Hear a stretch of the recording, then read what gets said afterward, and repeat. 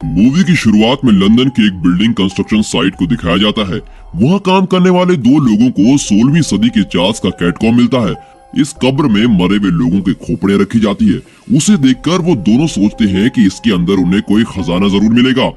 ये सोचकर वे दोनों अंदर जाते हैं, पर अंदर उन्हें सिर्फ मरे हुए लोगों की खोपड़ियां, हड्डियां और लाशें दिखाई देती हैं।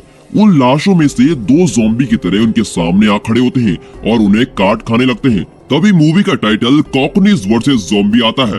कट करके मूवी के दो हीरोज टेरी और एंडी को दिखाते हैं। दोनों भाई हैं। ये दोनों अपने दादाजी की रिटायरमेंट हाउस की थोड़ी थोड़ी मदद कर रहे होते हैं। तभी एक दिन दादाजी के रिटायरमेंट हाउस के आगे किसी बिल्डिंग कंस्ट्रक्शन कंपनी के लोग एक बोर्ड रखकर चले जाते हैं।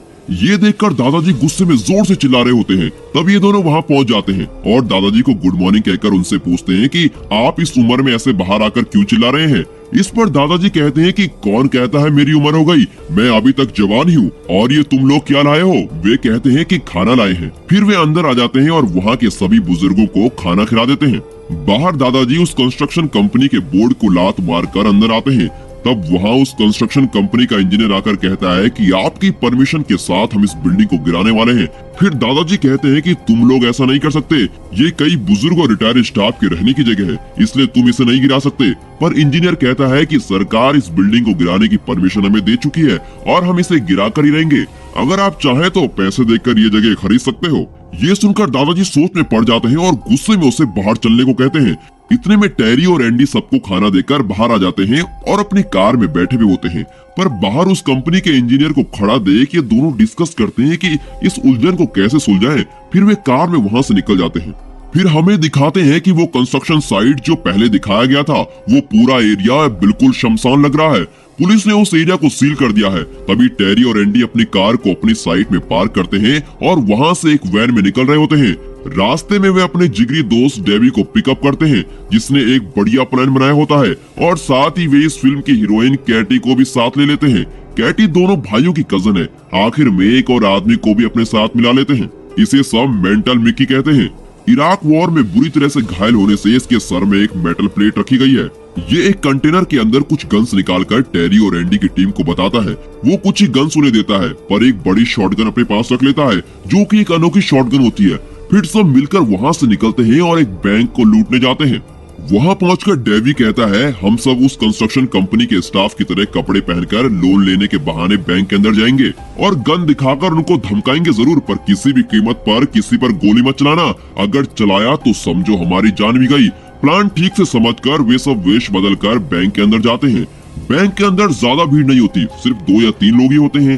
टेरी की टीम खड़ी खड़ी सोचती है कि किससे बात की जाए। तभी बैंक की मैनेजर वहाँ आती है और पूछती है उस कंस्ट्रक्शन कंपनी के मैनेजर ने ही तुम्हें यहाँ भेजा है ना, अंदर आ जाइए। ऐसा कहकर वो उन्हें अंदर ले जाती है। फिर वो पूछती है कि वो फॉर्म कहाँ है जो तुम्हारे मैनेजर ने तुम्हें दिया था। टेरी की टीम उलझन में पड़ जाती है और ये उनके चेहरे पर साफ साफ दिखता है।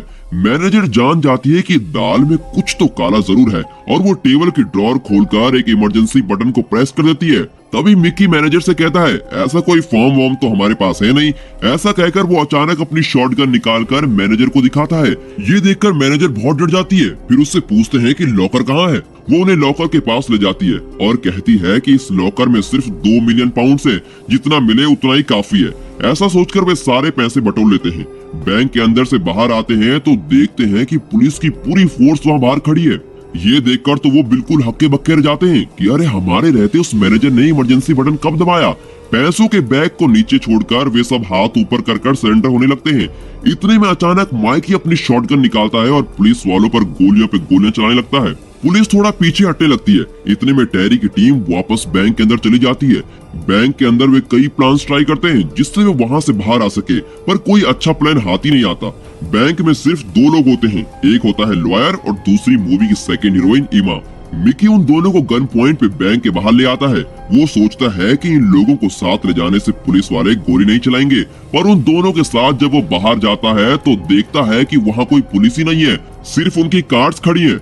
लगता है कि पुलिस वालों को किसी ने काट लिया है और वे खून से लथपथ रेंगते हुए नजर आते हैं। सभी एकदम चकित रह जाते हैं क्योंकि खून से लथपथ पुलिस वाले पूरी सड़क में रेंगते हुए मिलते हैं। तब कैटी कहती है कि सब ज़ॉम्बी में बदल गए हैं। उन्हें अब विश्वास ही नहीं होता, पर कुछ देर में सारे ज़ॉम्बी उनकी ओर बढ़ने लगते हैं। अब उन्हें यकीन हो जाता है और वे जान बचाने के लिए वैन में चढ़ जाते हैं। पर वहाँ एक औरत जिसको ज़ॉम्बी ने काटा होता है वो विनती करती है कि मुझे भी बचाओ। फिर वे उस औरत को भी वैन में चढ़ाकर निकल जाते हैं। रास्ते में वो औरत धीरे धीरे ज़ॉम्बी बन गई होती है और उन्हें काटने उनके पास आती है। पर इतने में मिकी अपनी शॉटगन से उस पर गोली चलाता है और वो वैन से बाहर गिर जाती है। तब सबको समझ में आ जाता है कि ज़ॉम्बी के काटने पर हर कोई ज़ॉम्बी बन जाता है। वे सीधा टेरी और एंडी की पुरानी फैक्ट्री पहुंचते हैं और वहां वैन को पार्क कर देते हैं। इतने में डेवी जाकर मेन गेट को बंद करता है। तभी एक ज़ॉम्बी उसके बहुत पास चलकर आ रहा होता है और डर के मारे डेवी भाग जाता है। फिर कहता है कि ज़ॉम्बी बहुत धीरे धीरे चलते हैं यार। तभी मिकी भागकर उस ज़ॉम्बी के हाथ और पैर शूट कर देता है। फिर वो मुड़कर अपने दोस्तों से कहता है कि ये सब क्या मजाक है। इतने में वो ज़ॉम्बी मिकी का हाथ चबा लेता है। ये देखकर कैटी मिकी की शॉटगन लेती है और उस ज़ॉम्बी को शूट कर देती है। ज़ॉम्बी गिर जाता है पर उसके दांतों का पूरा सेट मिकी के हाथ में ही गड़ जाता है। उसे लेकर वो बड़े आराम से फैक्ट्री के अंदर चला जाता है और अपने बाकी साथियों को ये सब बता देता है। दूसरी ओर रिटायरमेंट हाउस के सारे बुजुर्ग म्यूजिक और स्नैक्स एंजॉय कर रहे होते हैं। लगता है मजेदार पार्टी हो रही है। तभी वहाँ कुछ लोग जो ज़ॉम्बी बन गए होते हैं अंदर घुसने लगते हैं। वे कुछ बुजुर्गों को काट भी लेते हैं। किसी तरह दादाजी दूसरे बुजुर्गों को अपने साथ लेकर किचन में छुप जाते हैं। वहाँ के सारे दरवाजे लॉक कर देते हैं। अंदर सब डिस्कस कर रहे होते हैं कि ये लोग एक दूसरे को क्यों काट रहे हैं। तब दादाजी कहते हैं कि वे सब ज़ॉम्बी हैं और अगर उन्होंने हमें काटा तो हम भी ज़ॉम्बी बन जाएंगे। ज़ॉम्बी ने 4 लोगों को काटा था ये तो मैं जानता हूँ, पर क्या यहाँ किसी को ज़ॉम्बी ने काटा था? सब जवाब देते हैं कि यहाँ हम सब सेफ हैं, पर बाहर एक बुजुर्ग सो रहा है। ये सुनकर दादाजी खिड़की खोलकर देखते हैं कि बाहर एक बुजुर्ग कुर्सी पर बैठा सो रहा होता है।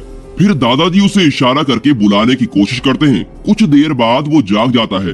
दादाजी देखते हैं कि वो बुजुर्ग ज़ॉम्बी से घिरा हुआ है।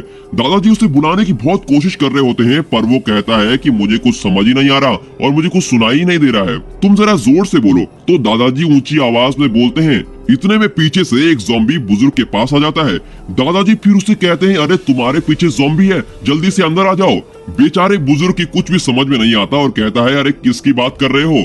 ठीक है आता हूँ। ऐसा कहकर वो उठकर अपने वॉकर के सहारे चलने लगता है। ज़ॉम्बी उसका पीछा कर रहे होते हैं। क्या कहा ज़ॉम्बी? मैं तो उनको जरूर देखना चाहूंगा। ऐसा कहकर वो पीछे मुड़ता है तो देखता है कि एक ज़ॉम्बी उसके पीछे आ रहा है, पर बहुत धीरे धीरे चल रहा होता है। उसे देखकर वो बुजुर्ग जरा तेज चलने लगता है।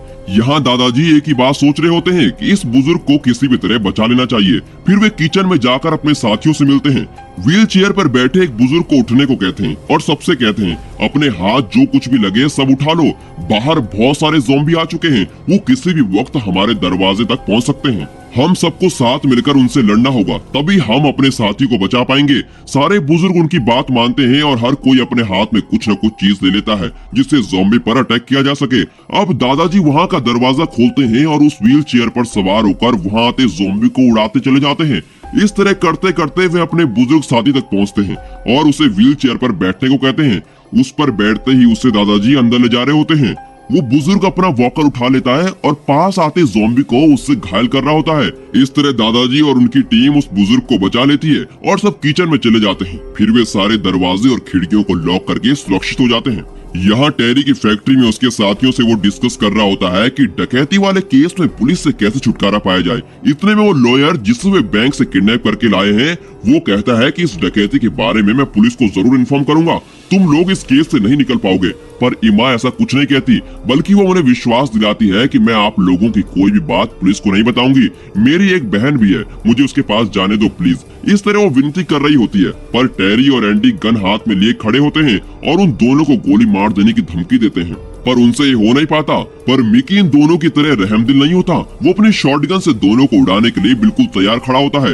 इतने में टेरी उसे रोकता है और कहता है, देख यार, कुछ ही देर में तू भी ज़ॉम्बी बनने वाला है, इसलिए सारे पैसे हमारे हवाले कर दे और यहाँ से दूर कहीं चला जा। मिकी को गुस्सा आ जाता है और कहता है, अच्छा तो मेरे हिस्से का पैसा भी तुम लोग लेना चाहते हो? ऐसा कहकर उनसे गाड़ी की चाबी छीनकर अपने पॉकेट में रख लेता है। अब देखता हूँ कैसे जाते हो। ऐसा कहकर वो इमा और लॉयर को दूसरी ओर ले जाता है और दोनों को कुर्सी से बांध देता है। इतनी मेहनत का काम करने के बाद वो आराम से सो जाता है। कुछ देर बाद इमा और उसका साथी देखते हैं कि मिकी सोते सोते ही ज़ॉम्बी बन रहा होता है। ये देखकर वो दोनों चिल्लाते हैं। आवाज सुनकर दोनों भाई वहाँ आते हैं और सीधा मिकी के सर पर गोली चलाते हैं। पहली गोली उसके सर से टकराकर वापस आती है, दूसरी गोली भी उसके सर से टकराने पर चिंगारी निकालती है। तभी उन लोगों को ख्याल आता है कि अरे इसके सर के अंदर तो मेटल प्लेट लगा हुआ है। फिर वे दिमाग लगाते हैं और उन्हें याद आता है कि हथियार देते समय मिक्की ने उन्हें कुछ ग्रेनेड्स भी दिए थे। उन्हीं में से एक ग्रेनेड निकालकर वे उसके मुंह में दबा देते हैं और वहां से भाग जाते हैं।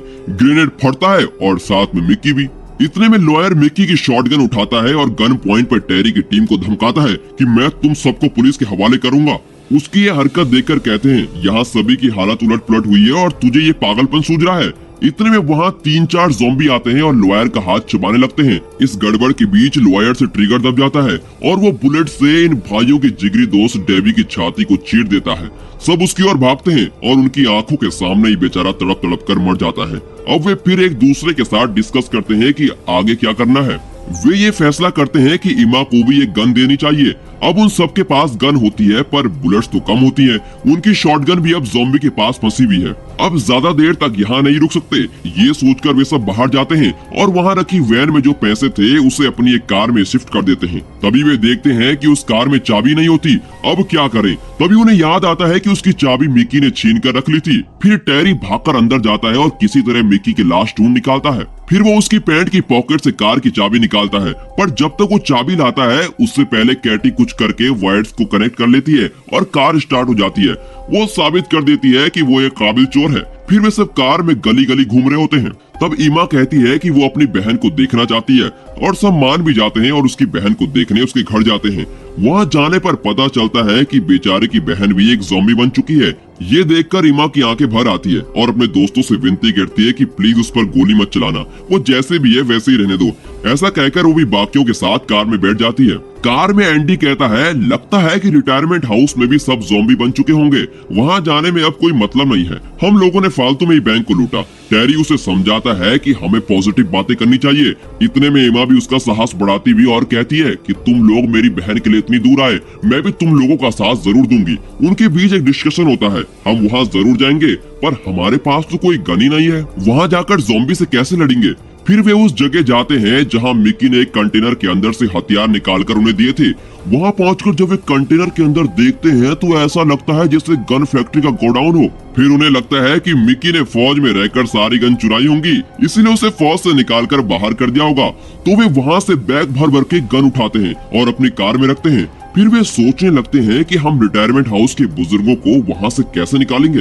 तभी उनकी नजर लंदन की एक डबल डेकर बस पर पड़ती है। फिर क्या, एक और बार कैटी अपना टैलेंट दिखाती है और बिना चाबी के डबल डेकर बस को चुरा लेती है।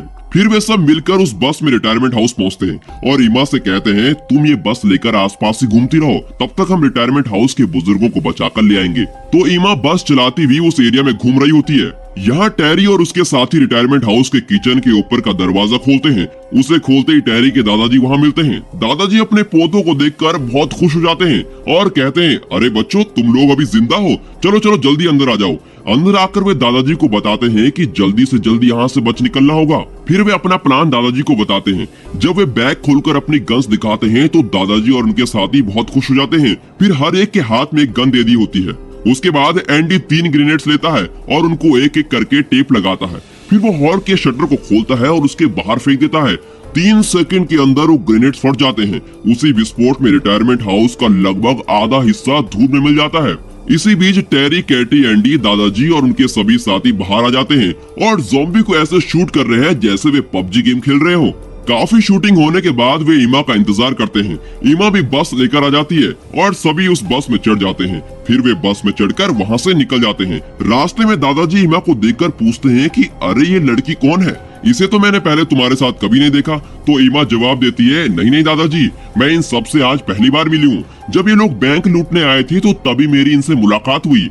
दादाजी बिल्कुल चौंक जाते हैं कि ये बैंक लूटने गए थे, किसकी बात कर रही हो तुम। तभी टेरी कहता है कि दादाजी आपके रिटायरमेंट हाउस को बचाने के लिए ही हमें बैंक लूटना पड़ा। दादाजी पूछते हैं कितना लूटा रे तुम लोगों ने। जब उन्हें पता लगता है कि उनके पोतों ने 2 मिलियन पाउंड्स लूटे हैं तो वो कुछ इमोशनल हो जाते हैं और पूछते हैं बेटा ऐसा क्यों किया तुमने। पर अंदर ही अंदर बहुत खुश भी हो रहे होते हैं क्योंकि उनके पोतों ने रिटायरमेंट हाउस को बचाने के लिए इतना रिस्क लिया और बैंक तक लूटने को तैयार हो गए। और दादाजी उन्हें आशीर्वाद भी दे देते हैं कि बच्चों, तुम लोगों ने अपनी जान पे खेलकर हम बुड्ढों की जान बचाई है, हम सबका आशीर्वाद तुम लोगों के साथ है, तुम जुग जुग जियो। पर खबरदार अगर दोबारा ऐसी लूटमार मचाई तो। इस पर सब कहते हैं कि आगे से ऐसा कभी नहीं करेंगे दादाजी। इस तरह आपस में बातें करते हुए बस में जा रहे होते हैं। अचानक बस रुक जाती है और इंजन से धुआं निकलने लगता है। सब इस नतीजे पर पहुंचते हैं कि अब ये खटारा बस आगे नहीं जाएगी। तब उनके साथ आई हुई एक बुजुर्ग कहती है कि वहाँ पास में एक नदी है। ये सुनकर सब खुश हो जाते हैं और बस से उतरकर उस नदी की ओर चलने लगते हैं। पर रास्ते में कई ज़ॉम्बी उनको बहुत परेशान करते हैं। टैरी की टीम और दादाजी की टीम उन पर गोलियों की बौछार करती है और अधमरे लोगों को पूरा फ्लैट कर देती है। फिर वे नदी के घाट पर पहुंच जाते हैं। उनमें से कुछ लोग बोट में चढ़ जाते हैं। सबसे बड़ी बात तो ये होती है कि उस बोट में चाबी भी रखी होती है। अब सबको तसल्ली हो जाती है। ज़ॉम्बी से बचकर और बड़ी मुसीबतों को पार करके वे सब वहाँ आए होते हैं, तो वे बोट में चढ़ने में देरी नहीं करते। फिर बोट स्टार्ट कर देते हैं। तब उन्हें पता चलता है कि बोट मिलने की खुशी में वे बोट की चैन खोलना ही भूल गए। लो गई भैंस पानी में। सबके मन में यही चल रहा होता है। पर दादाजी अपने आप को संभालते हुए अपने पोतों से कहते हैं, बेटा इन बुजुर्गों को किसी भी तरह बचाना होगा। वे सिर्फ कहते ही नहीं बल्कि अपनी पूरी ताकत लगाकर बोट से जमीन पर छलांग लगाते हैं। वहाँ लैंड होते ही वो ज़ॉम्बी को नॉन स्टॉप शूट कर रहे होते हैं और उस पॉइंट पर पहुंचते हैं जहाँ चेन बंदी होती है। फिर वो अपने गन नीचे रखकर चैन खोलने लगते हैं। इतने में ज़ॉम्बी उनको घेर लेते हैं। तभी दादाजी चैन खोलने में कामयाब हो जाते हैं।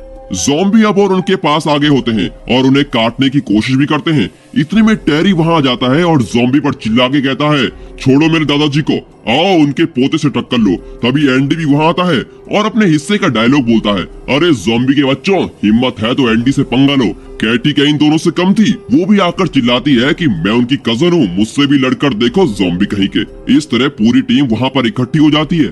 पर अचानक ज़ॉम्बी एक एक करके जमीन पर गिरने लगते हैं। उसका राज ये होता है कि ज़ॉम्बी से घिरे हुए दादाजी अभी भी जिंदा होते हैं और अपने गन से सभी को उड़ा रहे होते हैं। अरे दादाजी आप अभी भी जिंदा हो, ऐसा कहकर टैरी और उसकी टीम बाकी बचे ज़ॉम्बी को फ्री फायर गेम की तरह धड़ाधड़ शूट कर देती है। फिर वे सब छलांग लगाकर वापस बोट में पहुंचते हैं।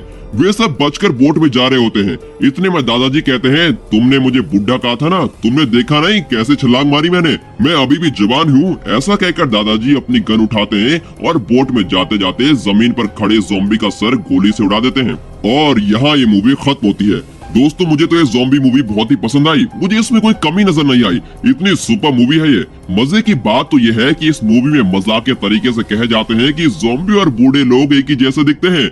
मेरा ख्याल ये है कि ये बहुत ही अलग और कॉमेडी से भरपूर ज़ॉम्बी मूवी है। अगर आपको ये वीडियो पसंद आई हो तो लाइक कीजिए, शेयर कीजिए और कमेंट कीजिए और सब्सक्राइब करना तो मत भूलिए। And finally thanks for watching.